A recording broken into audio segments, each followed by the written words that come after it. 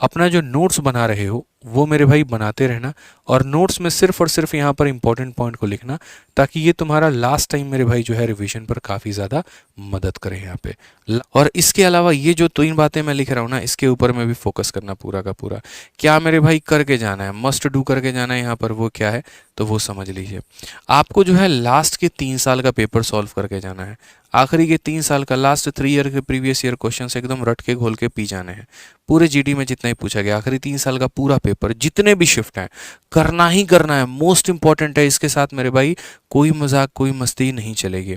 अगर आप यहाँ पर 3 साल का प्रीवियस ईयर क्वेश्चन आप लगा लेते हैं तो उसके बाद में आप कोई और पेपर लगाने की सोच भी सकते हैं, जैसे एमटीएस हो गया, सीजीएल हो गया, या कोई और पेपर हो गया।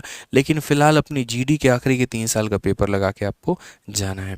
उसी तरीके से यहाँ पर लास्ट के 6 महीने का करंट अफेयर जो है वो आपको एकदम करके ही जाना है, ये भी बहुत ज़रूरी है।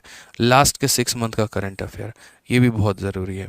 उसके अलावा कम से कम आपको, कम से कम मैं मिनिमम बता रहा हूँ, 50 मॉक टेस्ट आपको देने ही देने हैं। और 50 मॉक टेस्ट देने के अलावा इसका डिटेल वे में एनालिसिस भी करना है, ये मेरे तरफ से फिक्स है। टारगेट बना लो मेरे भाई कि यहाँ पर अपने पेपर के पहले में हम 50 मॉक टेस्ट देंगे, किसी भी हाल में देंगे। यहाँ पे ये फिक्स कर लो यहाँ पे। क्लियर है ये बात यहाँ पे? तो आखिरी के 3 सालों का प्रीवियस ईयर क्वेश्चन, आखिरी के 6 महीने का करंट अफेयर, और कम से कम 50 मॉक टेस्ट और उसका डिटेल एनालिसिस, ये फिक्स कर लीजिए, लिख लीजिए कि आपको इतना करना है। ठीक है सर, जीडी वैरियर कब आएगी मेरे भाई? 1 हफ्ते के अंदर मैं आपको जीडी